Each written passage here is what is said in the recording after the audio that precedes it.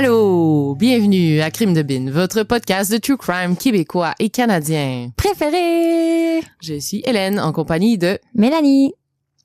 Tu m'as fait une face genre good job, tu l'as eu la grande. Je suis capable de dire mon nom. Hélène, elle vient juste de me dire, est-ce que tu peux peser sur play pour enregistrer, parce que d'habitude c'est pas moi qui pèse sur play. Puis j'étais comme, ben oui, je suis capable. J'ai pesé sur le mauvais piton. Fait que t'étais pas capable. Genre, je suis pas capable je suis très incompétente. Mais, aujourd'hui, on fait des tests avec des nouveaux micros. Oui. Qu'on a acquisitionnés. Qu'on a acquis. Et, voilà. Donc vous nous direz si ça fait une différence pour le son. Oui, parce qu'on s'est fait dire plusieurs fois que notre son était bizarre et c'est parce que le copain d'Anthony, qui est notre ingénieur de son, il était pas là les derniers enregistrements. Et aujourd'hui, il est pas là non plus. Donc, on essaie de se gérer. Mais Hélène a fait une très bonne job à date. Quand même. Donc voilà, on teste si vous nous direz le son, comment ça se passe. Voilà. Voilà, j'espère que ça va faire une bonne différence. Oui. Là, je sais que t'as beaucoup de choses à raconter aujourd'hui. Gros épisode. Gros épisode. Fait qu'on va quand même prendre le temps de faire des petits potins. Oui. Des petits comme shout-outs. d'habitude. Ah, je voulais dire merci à tous ceux qui m'ont écrit, qui nous ont écrit pour m'expliquer comment Trois-Rivières fonctionne. J'avais comme la difficulté à comprendre avec la dernière histoire que j'ai racontée parce que c'est vrai qu'il y a comme des endroits, genre Saint-Maurice, ces trucs-là qui ont comme 10 rues. Il y a même une fille qui nous a écrit, elle dit, je suis quand même insultée que tu as dit qu'il y a 10 rues parce qu'il y en a pas 10, il y en a genre 8. Je trouvais ça vraiment drôle. Fait que merci beaucoup. On m'a expliqué les arrondissements, les villes et tout, puis que là, c'est genre une grosse affaire. En tout cas, bref. Et aussi, les Patreons, quand j'ai dit que je savais pas qu'est-ce que ça voulait dire TW, parce qu'il y avait quelqu'un qui nous avait écrit un commentaire, puis il y avait TW. Je savais pas. Ça veut dire Trigger Warning. So, merci. Et vous êtes... j'allais dire you're welcome. J'essaie de pas parler en anglais. Ça me fait plaisir à ceux qui savaient pas non plus qu'est-ce que ça voulait dire TW. On va se coucher moins niaiseux à soir. Ouais. T'as-tu un petit crime de potin? J'ai un crime de potin. En fait, de anonyme, puis qui nous explique c'est quoi les escortes humanitaires. Là. Parce que la dernière fois, je pense que j'avais dit il a pu sortir de prison pour aller aux funérailles, tu sais, c'est vraiment comme dans les films avec les chaînes puis tout. Les chaînes, ouais. Il nous explique Vas-y. Dans le fond, il dit les escortes humanitaires. Elles servent à permettre à des détenus d'aller offrir leur respect lors du décès d'un membre de la famille, conjoint, parent, enfant, frère ou sœur. Selon le niveau de sécurité du détenu et selon sa religion, les contraintes de sécurité peuvent être différentes. Dans le cas de détenus côté médium, il est obligatoire que le détenu porte des menottes au poignet avec bloc protecteur pour empêcher que les serrures des bracelets soient exposées et une chaîne aux chevilles. Donc, c'est comme dans les films. C'est comme dans les films. Un détenu présentant un faible risque d'évasion peut se voir autoriser la présence de quelques membres de la famille dans le funérarium ou la chambre d'hôpital dans le cas d'un membre de la famille encore en vie. Dans le cas des détenus autochtones et ou des cérémonies sur des réserves, généralement, il est attendu qu'ils soient démenottés si les peacekeepers de la réserve sont présents comme renfort en cas de grabuge. Et les chaînes de menottes et d'entraves de cheville sont peu bruyantes. En tout cas, certainement moins que ce qu'on peut voir à la télé.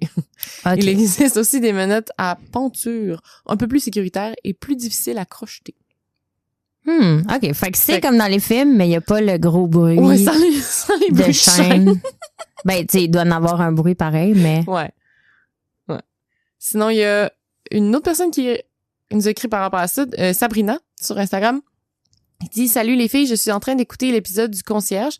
Quand vous parlez qu'il a pu sortir un 8 heures pour des funérailles et que vous pensez qu'il n'avait probablement pas de chaîne comme dans les films, mais plutôt des tie wraps, eh bien, je vous confirme que ça devrait être des chaînes.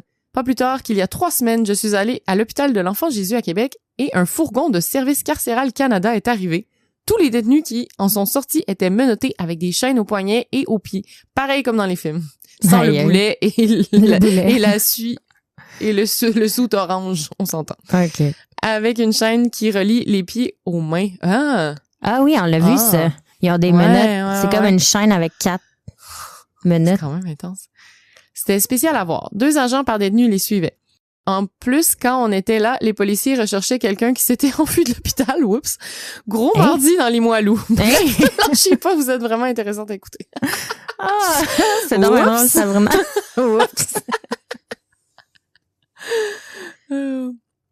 OK, je finis avec un petit shout-out à Émilie Tremblay qui dit « Salut les bines, j'ai commencé à vous écouter au printemps. Je faisais beaucoup de routes entre mon travail et la maison. Cet été, je suis partie en vacances au Nouveau-Brunswick avec ma blonde, ma fille de 2 ans et notre chien. Pendant les siestes, j'en ai profité pour faire découvrir votre podcast à ma blonde. Elle est tombée aussi accro que moi. Oh. J'ai réécouté plein d'épisodes avec elle. On est maintenant à jour. Si vous pouviez lui faire un shout-out, ça serait fou. Elle s'appelle Mélissa et sa fête sera le vendredi 13 octobre. Bonne fête, Mélissa. Bonne fête, Mélissa. Ouais, c'est vendredi prochain. Oui. Oh. Je pense que c'est Émilie qui nous avait écrit aussi que un moment donné, Carla Molka elle parlait de changer son nom. Puis, elle avait choisi Émilie Tremblay parce qu'elle disait qu'elle voulait un nom commun.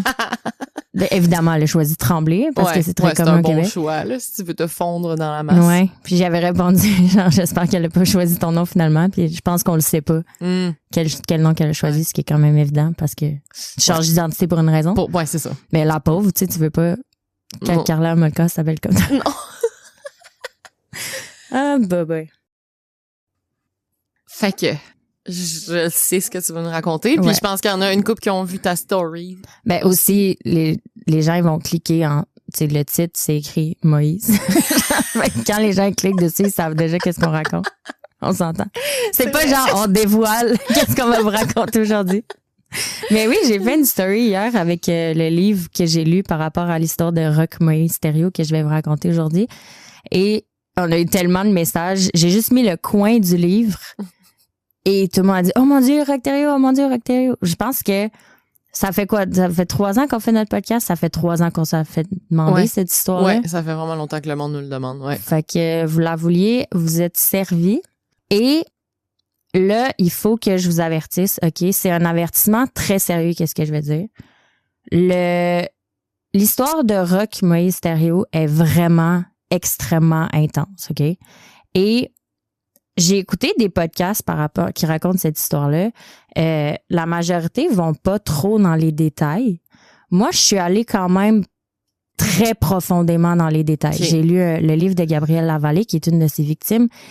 Et je sais pas, je peux pas vous l'expliquer assez. Ça va être dégueulasse. C'est du sexe, c'est de la maltraitance physique, c'est dégueulasse, OK? Je vais vous raconter beaucoup de détails. Fait que si vous êtes pas trop... Si vous avez le cœur sensible, cet épisode-là, je vous le dis, on en a fait des épisodes, on vous a donné des avertissements avant. S'il y en a un que vous devez ne pas écouter si vous avez le cœur sensible, c'est celui-là et le prochain. OK. Puis je suis très sérieuse. TW. Ouais, trigger warning, TW. Je suis vraiment sérieuse parce que je vais quand même beaucoup dans les détails. Puis les détails que j'ai, c'est le livre de Gabrielle Lavallée que j'ai dans les mains, L'Alliance de la brebis. Puis pour vous donner un exemple, à la fin de l'histoire, elle raconte un truc horrible qui lui est arrivé. Et elle va tellement dans les détails que moi, j'ai dû, hier soir, quand je lisais cette partie-là, j'ai dû arrêter de lire le livre parce que j'avais vraiment mal au cœur. Puis j'étais dans mon lit, je lisais, puis je suis allée marcher un peu, puis genre, j'allais pas bien. Tellement c'est dégueulasse. Donc, je vous avertis. Voilà. Moi, j'ai pas le choix, là. Moi, faut que je reste là. Toi, t'as pas le choix. Non, mais je tiens à le dire parce que c'est important. Est-ce que t'es prête? Je pense que oui. C'est des gros épisodes aussi. Je t'avertis. Rock Julien Thériault. C'est ça son nom complet. C'est son vrai nom? Oui. Rock Julien Thériault. Oui, c'est son vrai nom. Je suis genre stressée. J'ai bu beaucoup de café. OK, j'y vais.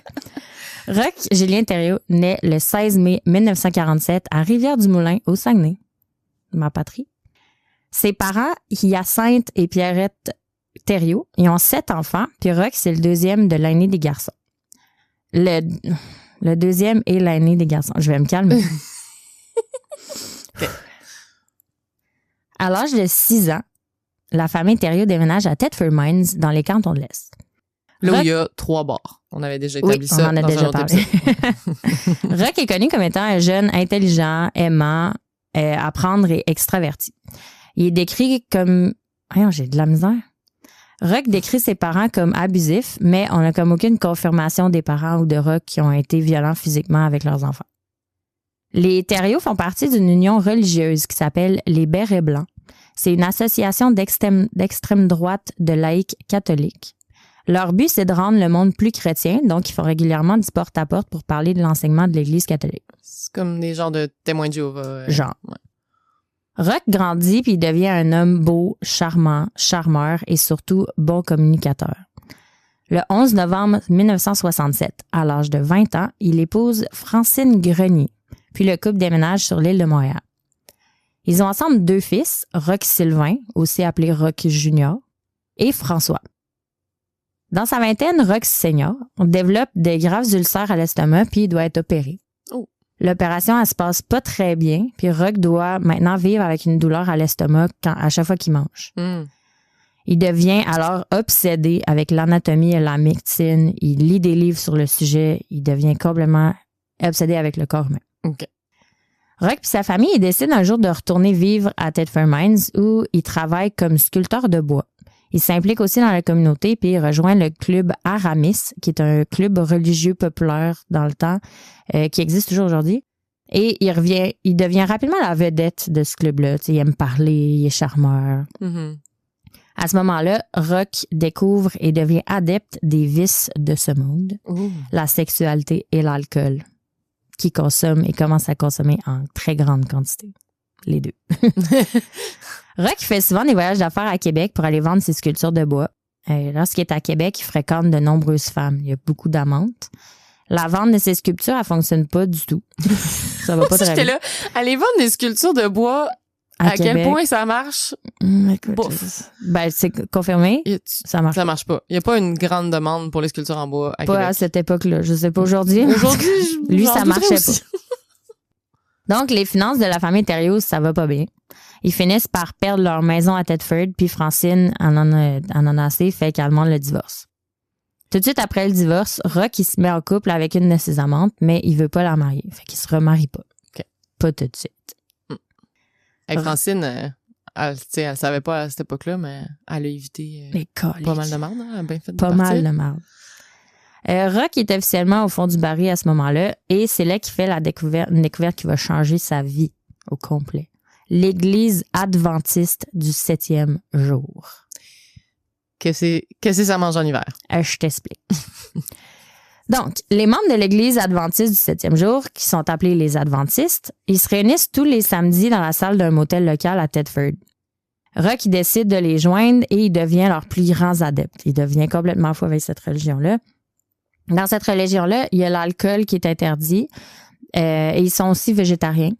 Donc, Rock, il cesse complètement de boire. Il devient rapidement fasciné par l'Ancien Testament aussi. C'est une religion catholique.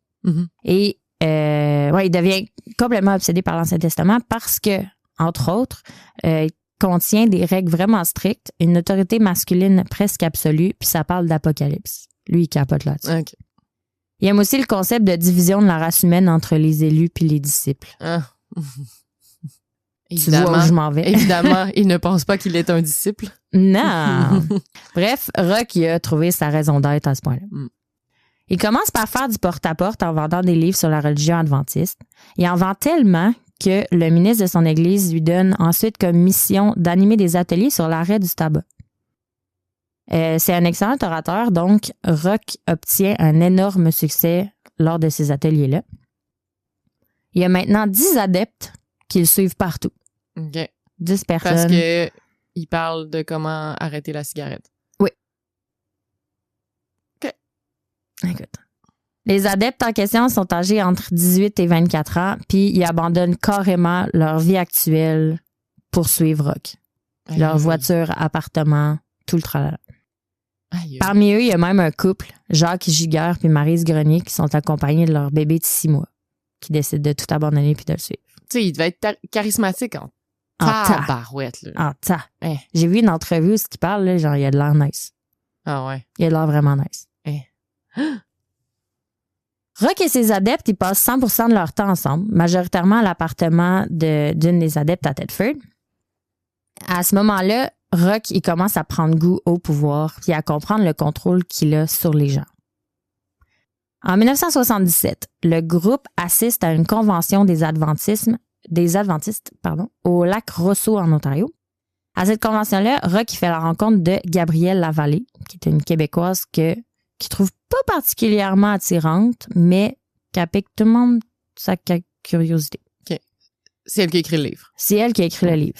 J'ai oublié de dire mes sources au départ, là, mais le livre que Gabrielle Lavallée a écrit, L'Alliance de la brebis, que je vais citer souvent pendant tout cet épisode et l'autre épisode parce que ça n'a pas de sens. J'ai aussi écouté une émission, tout le monde en parlait à Radio-Canada de 2014 qui parle du voyage au bout de l'enfer de Moïse Thériault. Il y a l'émission Le Point du 7 février 90 à Radio-Canada qui est animée par Simon Durivage. Et il y a le film aussi, il y a un film qui a été fait, oui, je l'ai vu. Savage Messiah, qui est en anglais. Et, OK, non, c'est pas lui que j'ai vu. Non, c'est pas lui que tu as vu. Et c'est avec Luc Picard, mais c'est en anglais. Ah, OK. Donc, voilà. Okay. Et Murderpedia et de nombreux articles de Radio-Can. Genre, infini. Je vais te dire un peu plus, je vais te parler un peu plus de Gabrielle. Gabrielle Lavallée, elle vient d'une famille de 18 enfants. C'était la petite dernière de la famille. Puis sa mère, elle a décidé que... Attends, t'as-tu dit 18? 18, ouais. 18 enfants. Puis elle est numéro 18. 18. Aïe. Fait qu'elle, sa mère, elle a comme fait, moi, je suis plus capable de m'occuper d'un autre bébé. Fait qu'elle a abandonné à l'orphelinat. Gabrielle est restée là jusqu'à l'âge de 3 ans, mais elle vit un enfer là-bas. Elle dit dans son livre avoir reçu des coups de bâton dans le front à l'âge de 2 ans parce qu'elle pleurait. À 3 ans, son père est revenu la chercher, elle retourne dans sa famille, puis elle a quitté la maison définitivement à l'âge de 17 ans. Gabrielle a tout fait pour s'en sortir. Elle devient danseuse, elle consomme beaucoup de drogue, elle essaie de faire de l'argent, de s'en sortir. Elle décide quand même de voyager partout dans le monde. Elle suit même un cours pour devenir infirmière, métier qu'elle pratique en Europe.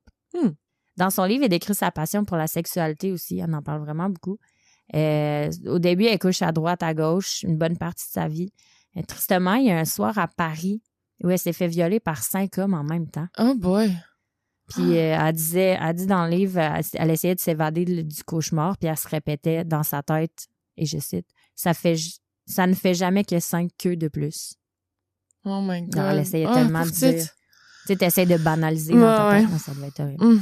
Bref, Gabrielle, elle n'a pas une vie facile. Donc, quand elle rencontre Rock, elle tombe tout de suite sous son charme parce qu'il l'écoute, il la comprend, il est là pour elle. Pour la convaincre de rejoindre son groupe, Rock lui dit ceci. Je m'occupe d'organiser en Estrie des sessions de 5 jours pour permettre aux fumeurs d'en finir avec le tabac. Cela n'en a peut-être pas l'air, mais c'est une occupation à temps plein qui peut me permettre de sauver bien des vies. En ce moment, c'est l'Estrie, mais je compte bien couvrir tout le Québec. Si tu voulais te joindre à nous avec tout ce que tu sais, ce serait formidable. En fait, Rock, il voyait une opportunité parce que Gabrielle est infirmière. Ça peut vraiment être utile pour Rock parce que lui, il souhaite éventuellement se débarrasser de la société actuelle puis d'en bâtir une nouvelle. Fait qu'une infirmière à ses côtés, bon à avoir, c'est pratique. Gabrielle rejoint le groupe. Le groupe commence donc à prendre de l'ampleur puis à faire beaucoup trop jaser dans la ville de Thetford Mines. Rock prend donc la décision de déménager sa troupe à Sainte-Marie, en Beauce. Oh, Sainte-Marie-de-Beauce! Yeah! Après quelques mois, en 77, Rock commence à exercer son pouvoir. Il convainc ses adeptes d'abandonner les études sous prétexte que la fin du monde est proche. Donc, ça sert comme à rien de gaspiller son temps à l'école. T'sais. Les adeptes, ils l'écoutent. Ceux qui étaient allés au cégep et à l'université, ils abandonnent officiellement leurs études. Ça commence. Ouais. Le groupe habite maintenant comme tous ensemble dans un petit appartement à Sainte-Marie, mais ils commencent à sérieusement se marcher sur les pieds. Ils sont rendus combien? À ce moment-là, le groupe comporte 22 personnes, dont 5 enfants et 3 femmes enceintes. Eh boy, ouais. Et ça en fait du monde. Rock oblige tout le monde à vivre en communauté. Les adeptes n'ont pas le droit de posséder des objets personnels. On partage tout, dont les vêtements. Ils ont donc une seule et grande garde-robe qui se partage. Dans son livre, Gabrielle a dit c'est correct qu'on partage nos trucs, mais elle dit des fois, ça me fait de quoi de voir mes belles robes sur une autre personne. Ouais. Rock, il ordonne aussi d'abandonner les sous-vêtements pour les femmes, puisqu'il faut faire respirer tout ça, selon lui. Mais les hommes, eux, ils ont le droit d'en porter. Ouais, parce que sinon ça... Ça pend, oui.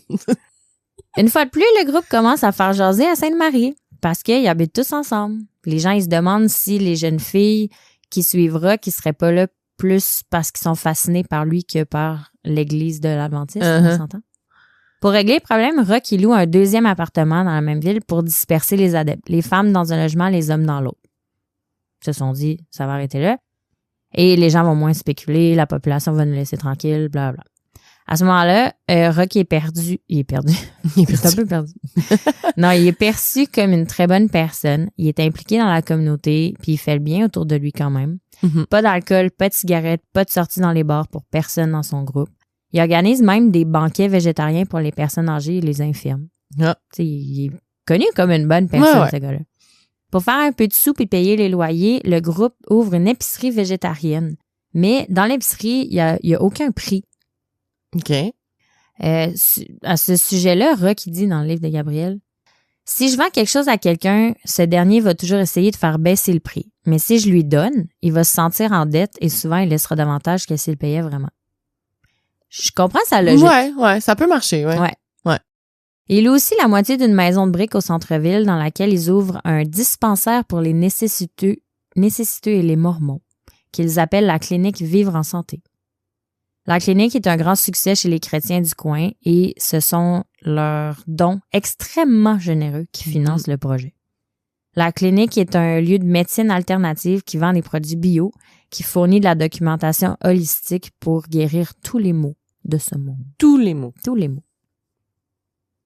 Ils prennent entre autres soin d'une jeune fille, Gabrielle Mador, qui est une jeune fille de 19 ans qui est paralysée. Elle est victime de la sclérose en plaques. Roch l'avait rencontrée à l'hôpital. Il a réussi à convaincre les parents de la petite Gabrielle que les médecins s'en occupaient pas bien, puis qu'avec l'aide de sa propre infirmière personnelle à lui, sa Gabrielle à lui, Gabrielle Lavallée, il prendrait mieux soin d'elle à la clinique Vivre en santé. Le samedi 14 janvier 78, Roch se marie avec une des adeptes au grand désespoir de Gabrielle Lavallée parce qu'elle était sûre que ce serait elle qui allait se marier avec lui. À ce moment-là, les conférences qui se nomment « Comment cesser de fumer en 5 jours » sont de plus en plus populaires. Roch est tellement reconnu dans la région que les journaux en font son éloge. De plus en plus de chrétiens s'inscrivent aux conférences. Le plan en 5 jours est aussi gratuit, mais Roch et son groupe reçoivent tellement de dons et c'est souvent à coût de milliers de dollars. Wow. Mais les communautés chrétiennes sont très généreuses. Ouais, puis tu sais, la Beauce, c'est quand même plus pratiquant qu'ailleurs au Québec, là. Puis surtout dans les années 70, là. Après un certain temps, les gens de la Beauce commencent à trouver que Roch et ses adeptes sont un peu bizarres. En avril 78, il se fait mettre dehors de l'église adventiste du 7e jour. Après ça, il y a de moins en moins de personnes qui s'inscrivent aux conférences, donc les dons se font de plus en plus rares.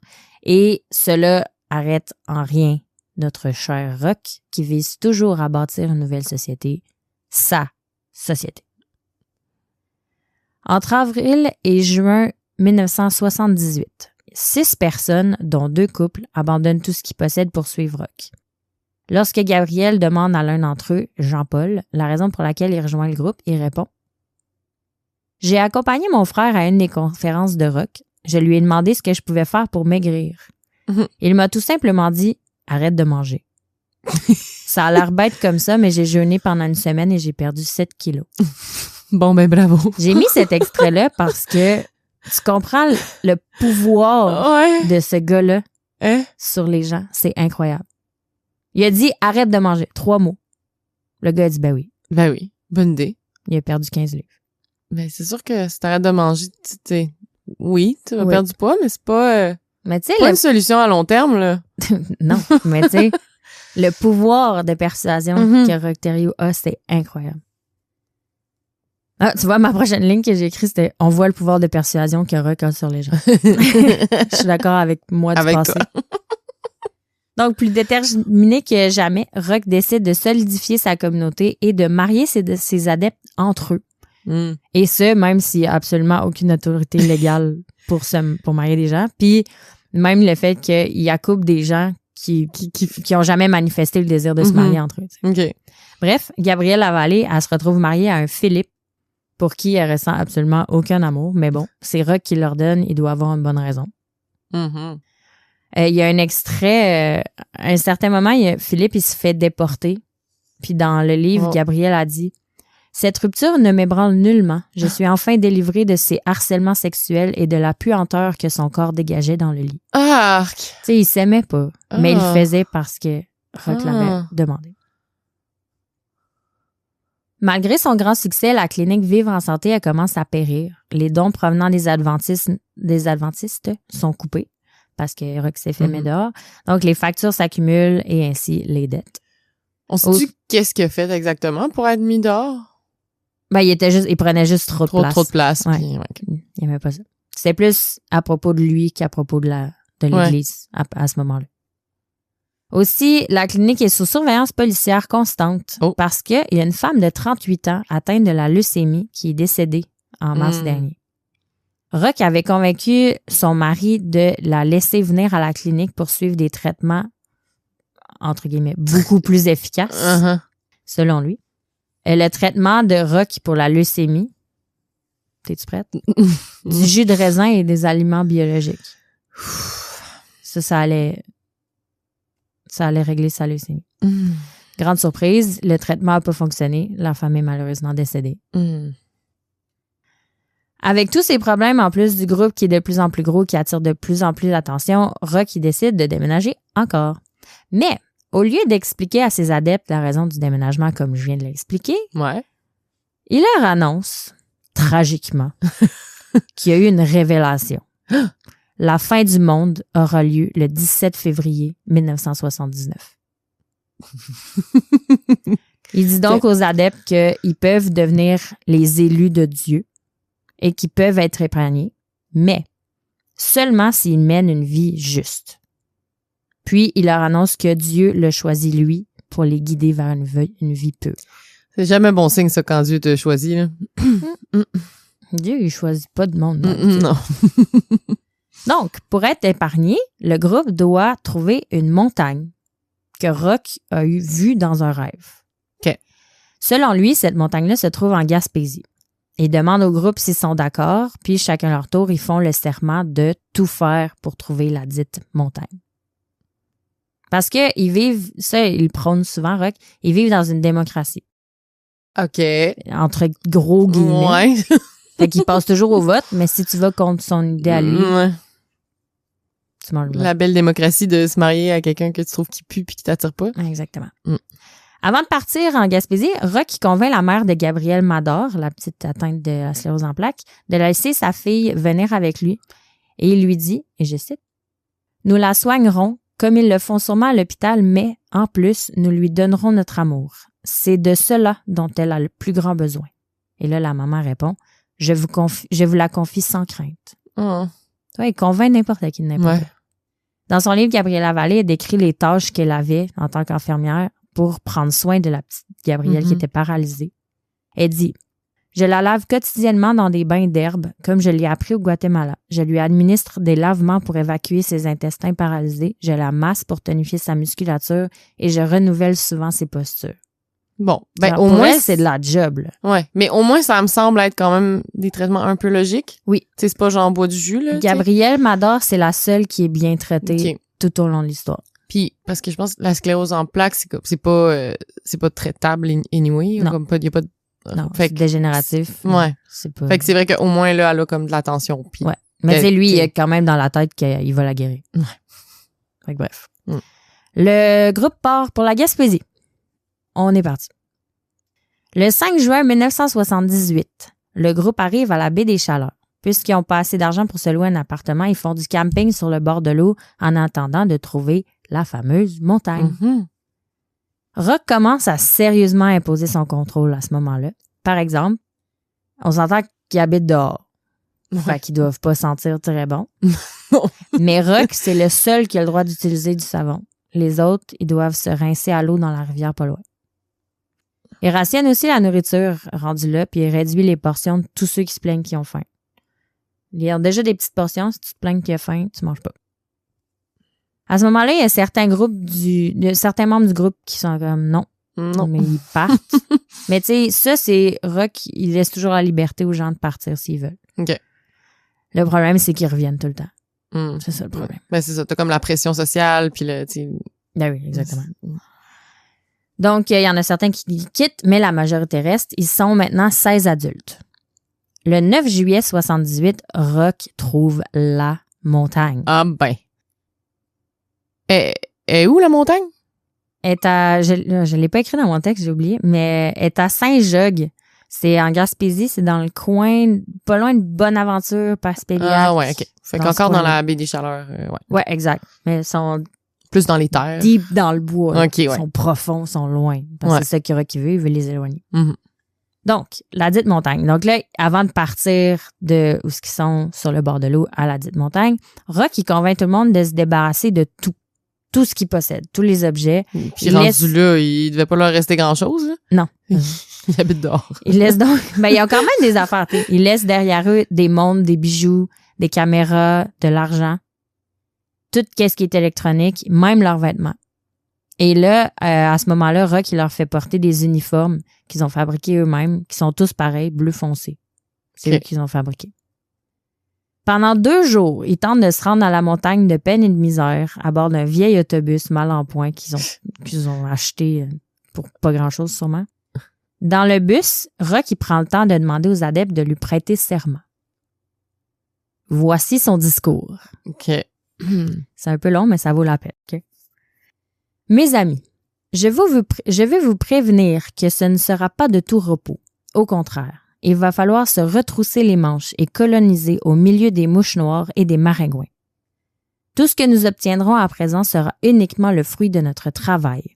Rien ne nous viendra de l'extérieur et il doit en être ainsi. Si vous êtes prêts, je veux que vous fassiez la promesse que vous ne rouspèterez pas, quoi qu'il arrive. Dans cette entreprise, vous avez besoin d'un guide.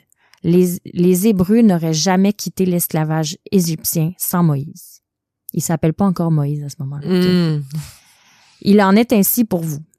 Même si je ne comprends pas pourquoi, et de toute façon mon rôle n'est pas d'interpréter les voix du Seigneur, mon maître m'a choisi pour vous guider. Si vous me suivez, vous devrez suivre mes enseignements et vous garder de les critiquer quoi qu'il advienne. Ce n'est pas ma volonté qui agira, mais celle du maître. Ce n'est pas moi que vous allez suivre, mais le maître à travers moi. Je vous demande donc à présent, avant de continuer plus loin vers la montagne, que le maître nous donne pour nous protéger de son courroux, je veux que vous me prêtiez serment. Ça, c'est vraiment important parce qu'il dit toujours que c'est pas lui qui agit, c'est le maître à travers lui. Ça, c'est la base de tout. C'est pas moi, c'est Dieu. Exactement. Qui parle à travers moi. Exactement. Donc, tout le monde lui prête serment. Rendu là. Ouais, rendu là. Le 11 juillet, le groupe s'installe à la montagne et s'approprie ce qu'ils appellent maintenant la montagne de l'Éternel, avec un E majuscule. Okay. La construction de leur nouveau chez eux commence. Rock y donne des rôles à tout le monde. Bûcheron, cuisinier, blanchisseur, pouponnière, blablabla. Des tâches majoritairement physiques, même pour les femmes enceintes. Que tu sois enceinte ou pas, c'est la même affaire pour tout le monde. Lui, il se donne le rôle d'architecte. Sous prétexte que, tu sais, il avait sa maladie à l'estomac. Ouais. Donc, il peut pas trop forcer et il dit que son rôle est vraiment plus important pour leur salut spirituel. Donc, c'est l'architecte. Tout le monde est d'accord. Dimanche, le 10 septembre 1978, après un été complet de travail acharné sous le soleil, la maison du groupe est finalement terminée. On se rappelle qu'ils sont arrivés là le 11 juillet. Ouais. Ça fait 2 mois. Une grande bâtisse à 8 côtés avec une grande pièce commune ouverte qui a un puits en plein milieu. Les chambres, c'est des petits espaces d'1 mètre de haut. 1 mètre de haut? Ouais. Avec des draps aux fenêtres. Fenêtres qui, on s'entend, ça doit être des trous. Et les murs, c'est des rondins couverts de brindilles puis d'écorce. Imagine comment ça devait se sentir là-dedans. Va faire chaud cet hiver? Ce soir-là, du 10 septembre, c'est une soirée quand même importante. Il y a beaucoup de choses qui se passent. Rock, il prend des décisions qu'il annonce au groupe. Premièrement, pour remercier Dieu et lui montrer qu'ils sont ses enfants à part entière, Rock demande au groupe de brûler tous leurs papiers d'état civil, incluant leur carte d'assurance maladie et leur permis de conduire. Oh. Évidemment, Rock, lui, il a le droit de dire. Il garde toutes ces affaires-là. Donc, ça s'applique jamais à lui. Non. Il brûle tout ça. Certificat de naissance. Hey. Deuxièmement, il leur demande de couper toute relation avec leur famille et amis due à, et je cite, l'intransigeance du monde qui les entoure. Quand Gabrielle a annoncé à sa mère qu'elle les verrait plus jamais, elle l'a appelé pour dire c'est fini. Sa mère, elle comprenait pas pourquoi. Gabrielle a répondu, vous me comprenez mal, maman, la fin du monde est proche, il faut bien se préparer. T'es rendu là, son brainwash. Ouais, vraiment. Imagine recevoir un appel de ta fille qui dit ça, t'es comme...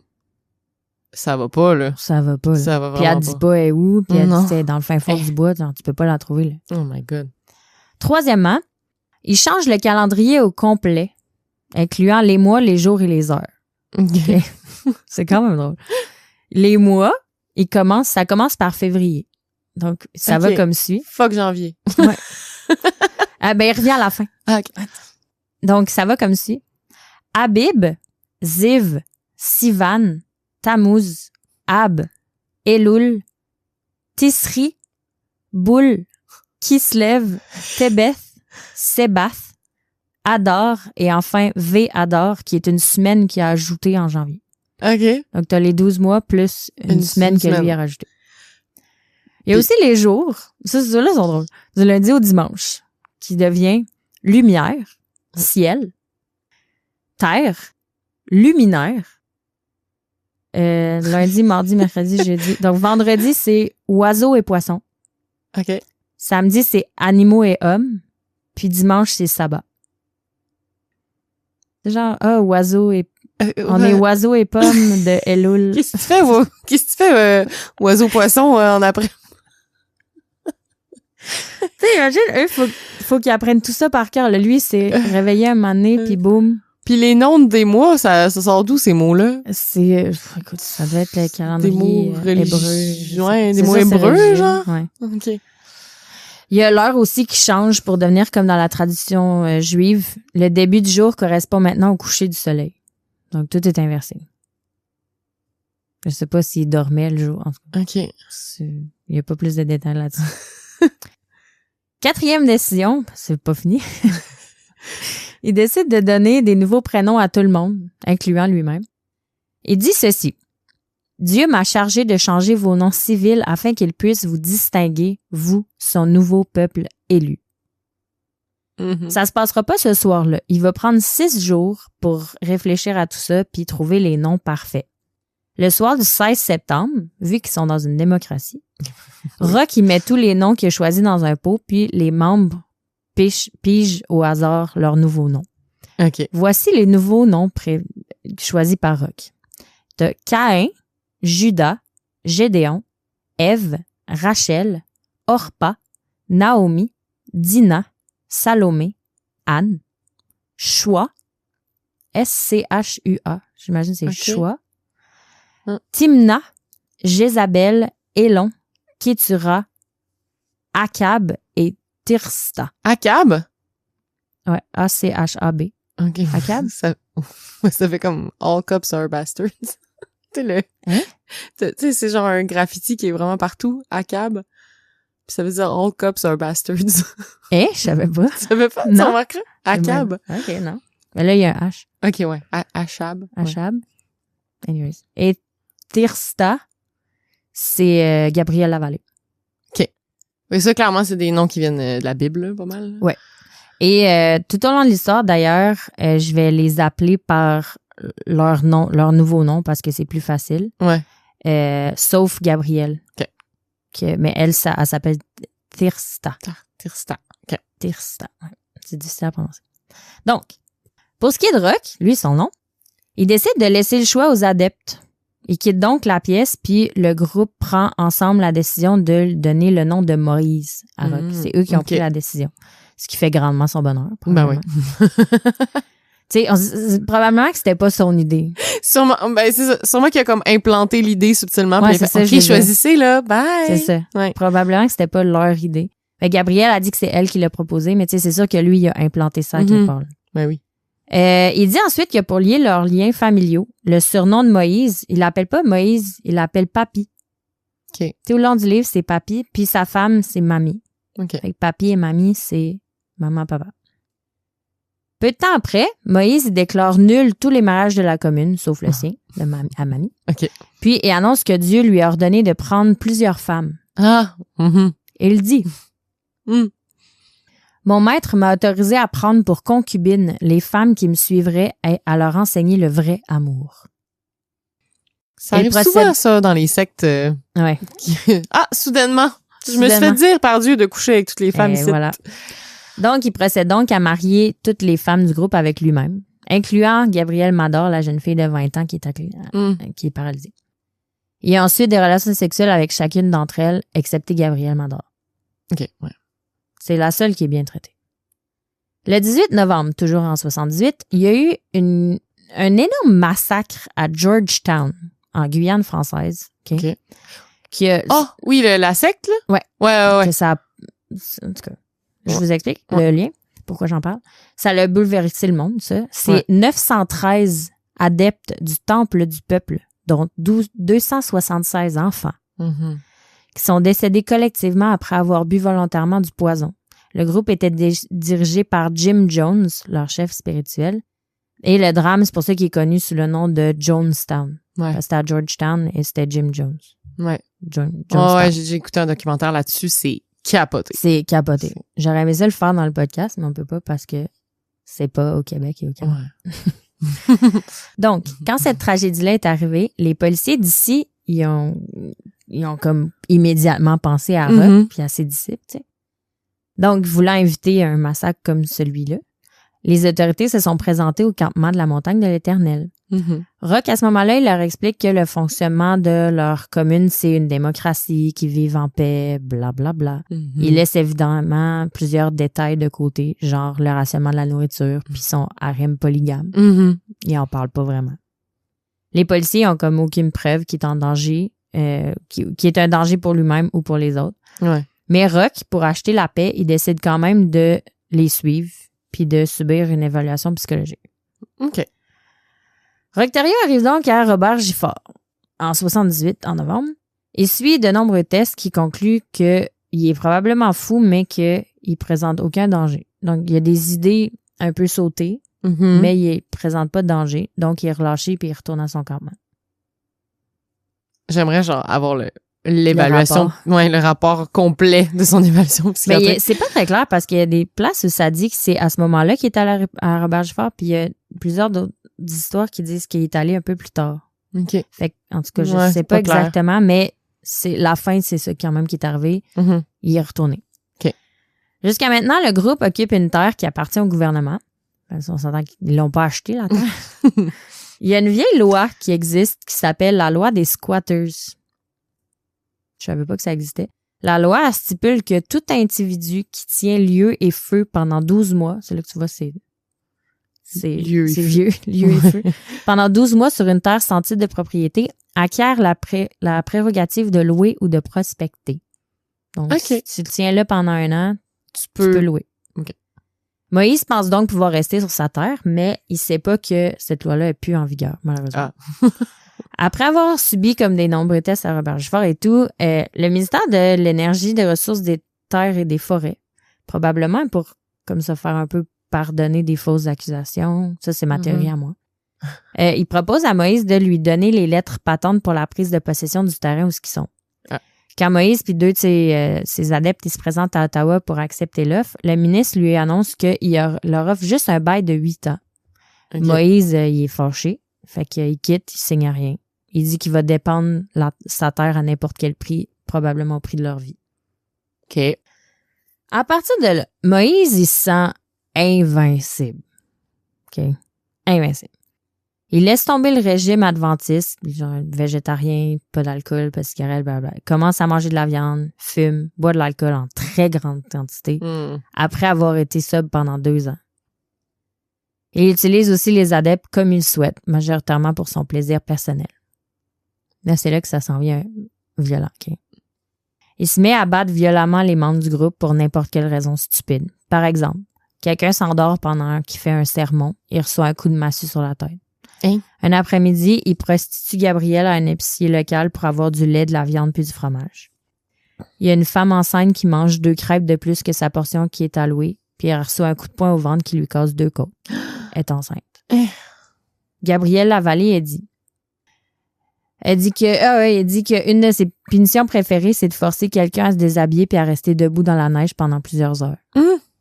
Ça, c'est rien. Là. C'est le début. Et un jour, Moïse s'est fâché contre Salomé et Gabrielle.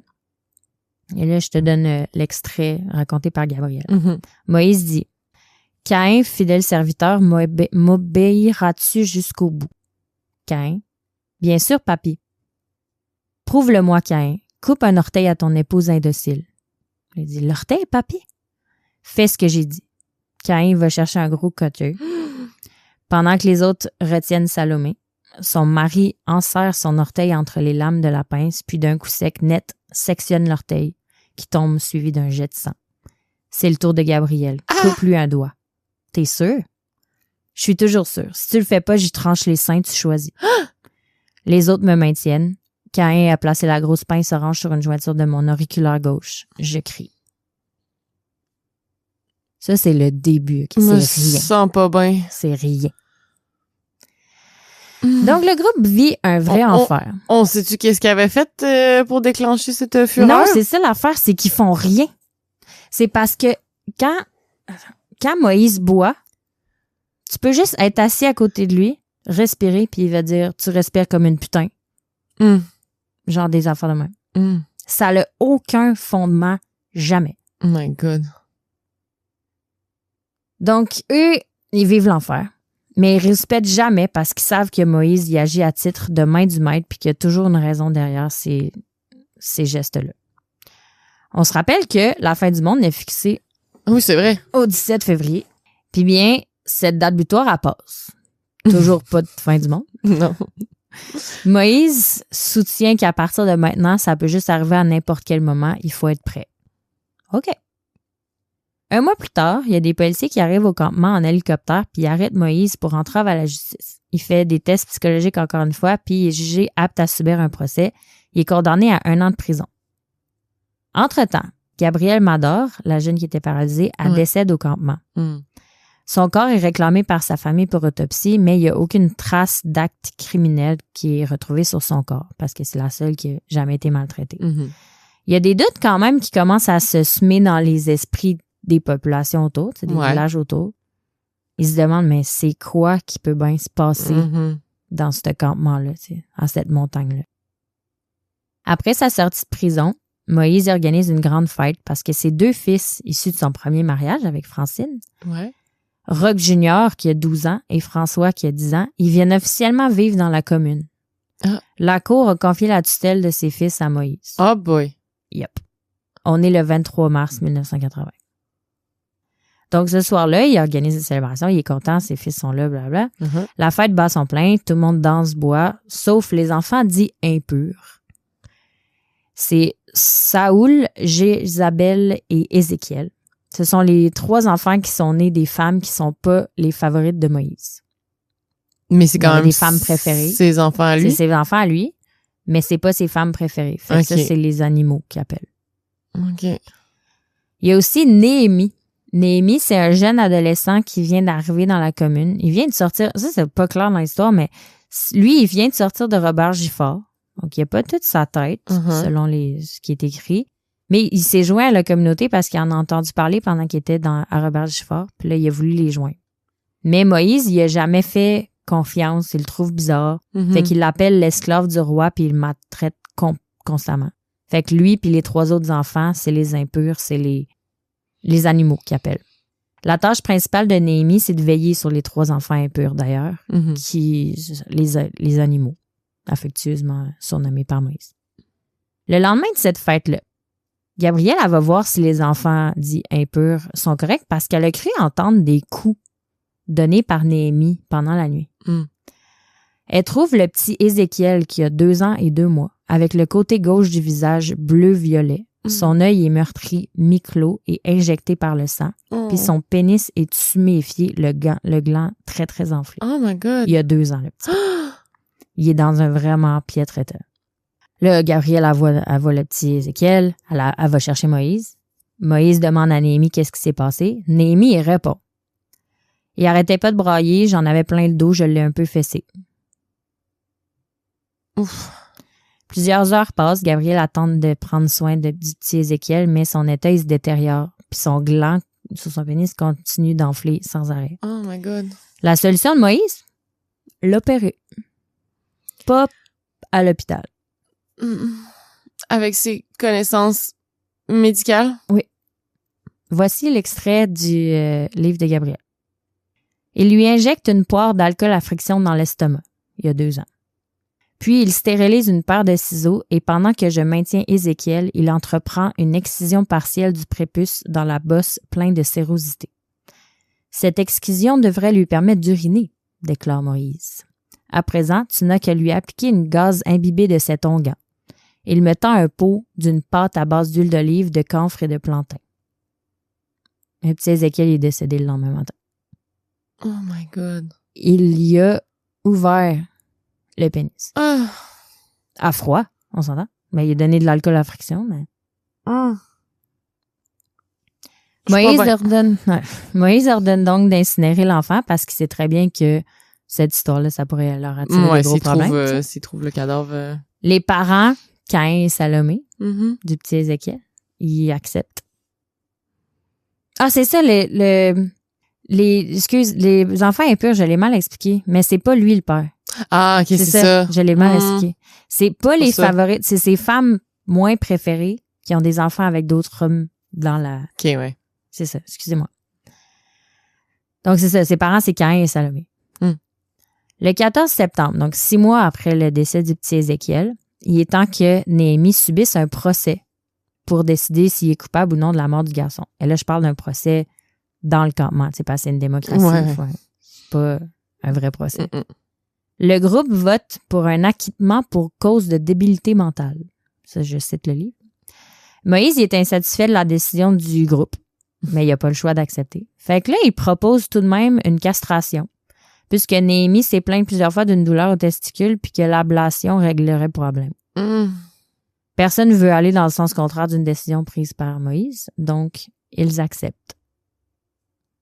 Avant de procéder à l'ablation du testicule, Moïse y fait signer ceci à Noémie pour se dégager de toute responsabilité. J'ai dit non à cause que j'avais peur et maintenant je dis oui car de toute manière, ils ne me servent plus à rien, parlant de ses testicules.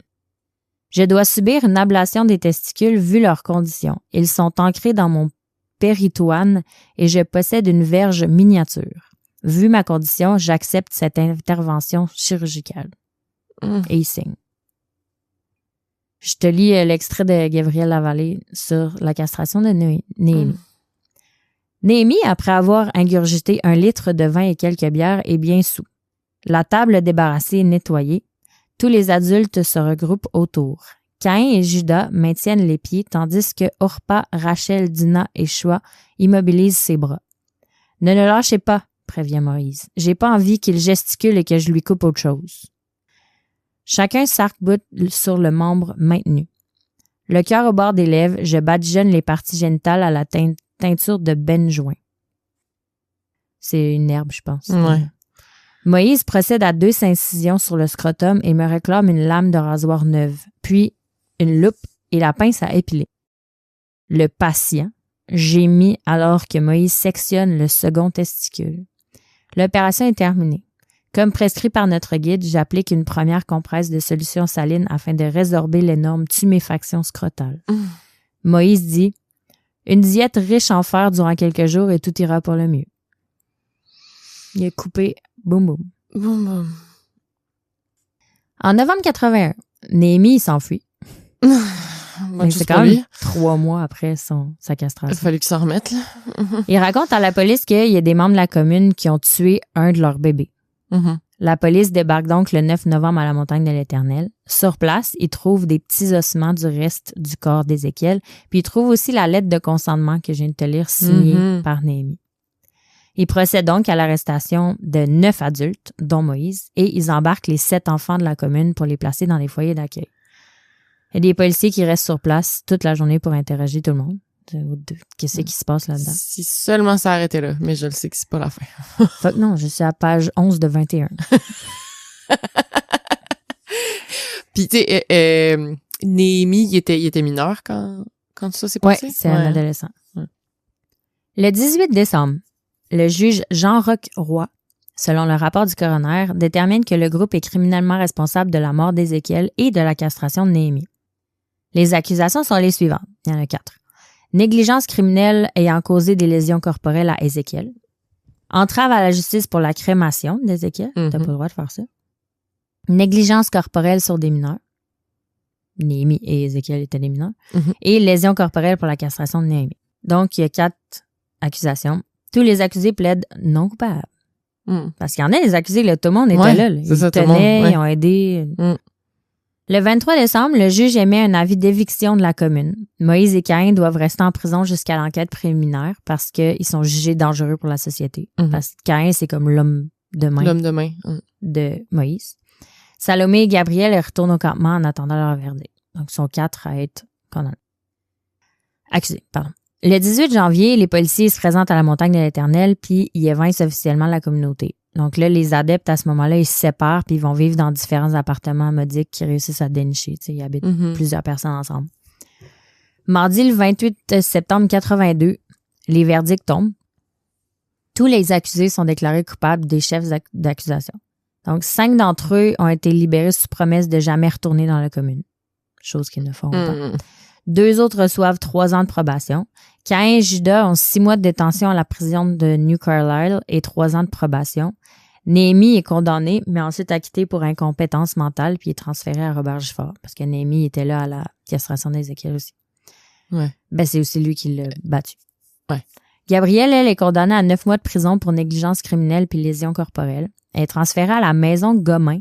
C'est un établissement de détention pour femmes sur le boulevard René-Lévesque à Québec. Je l'ai googlé, c'est genre un full beau château. Ben, je pense. C'est un complexe funéraire aujourd'hui. Oui, c'est ça, c'est plus une prison. Non. Ouais. À l'époque, mais c'est vraiment beau, je sais exactement, c'est proche de Magouard. Ah! Ouais. Bon. À ce moment-là, Gabrielle est enceinte de 5 mois de Moïse. Et fait épouvantable que, par rapport à l'histoire, mais je trouve ça épouvantable. Juste avant de tomber enceinte, Gabrielle, elle pesait 43 kilos. Elle pesait 95 livres à l'âge de 31 ans. C'est pas beaucoup. C'est vraiment pas beaucoup. C'est la moitié de moi. Ça n'a aucun esti de bon sens. Moïse, lui, est condamné à 2 ans moins 1 jour de prison et à 3 ans de probation pour chacun des 2 chefs d'accusation qui va purger en même temps. Ça, je comprends pas. Des prisons à vie qui est fine, tu les purges en même temps, mais... Il aurait pu y donner 4 ans, là. Il aurait pu y donner 4 ans. Ouais, il le méritait, là. Il est transféré au centre de détention de Québec, aussi connu sous le nom de prison d'Orsainville. Orsainville, moi j'ai fait une erreur. Dans la ville de Québec. À ce moment-là, la police arrase l'entièreté de leur campement en Gaspésie. Est-ce que c'est la fin? Non, je sais que c'est pas la fin, mais ça pourrait tellement finir là. Mais c'est la fin de cet épisode. Ouh! La deuxième partie. Dans 2 semaines. Ouais, dans 2 semaines. Et dans 1 semaine pour les Patreons. Oui, sur Patreon, on va le sortir plus tôt. On va le sortir dans 1 semaine. Parce que les Patreons, j'ai un peu raté ma shot le mois dernier. Parce que j'avais prévu enregistrer et finalement, je n'ai pas enregistré. Parce que j'avais oublié d'écrire l'histoire. J'avais dit que je vous en devais une. Donc, on va vous donner la deuxième partie de l'histoire la semaine prochaine. Et les autres dans 2 semaines. Oh my God. Puis là, la deuxième partie me semble qu'elle est pire. La deuxième partie est atroce. Ça dégénère complètement, là. Complètement. Là, ce que je viens de raconter, c'est vraiment, vraiment doux comparé à ce qui s'en vient. OK. J'ai hâte passe. Merci beaucoup de nous avoir écoutés. Sinon, une petite annonce. Ah! Mon Dieu. Merch. Grosse. Une grosse annonce. On a de la merch. Oui. Qui sort prochainement. Pourquoi on est awkward de même? Parce qu'on n'a pas de date fixe. On s'est pas fixé de date. Évidemment, on n'est pas organisé comme d'hab. Non. Mais on a vraiment de la merch nice qui va sortir très, très, très, très bientôt. On a fait affaire avec 2 artistes, 2 graphistes. Oui, québécoises qui sont vraiment, vraiment, vraiment gentilles et qu'on aime beaucoup. Et voilà, ils nous ont dessiné des petites bines. Oui. Qu'on tripe. Puis on va vous les sortir en merch. On sait pas la date, fait qu'on peut pas vous le dire. Mais surveillez les réseaux sociaux dans les prochains jours, là. On va sortir ça. Spécial bin d'Halloween. Oui. Et spécial Bin. Mais ils sont vraiment hot, nos bins. J'ai hâte que vous les voyez. Oui. Donc, on vous revient avec ça pour finir sur une bonne note. Oui. Fuck Moïse. Fuck Moïse. Désolée. OK. On se voit dans 2 semaines ou dans une semaine, dépend. Oui. À la bin prochaine. Bye!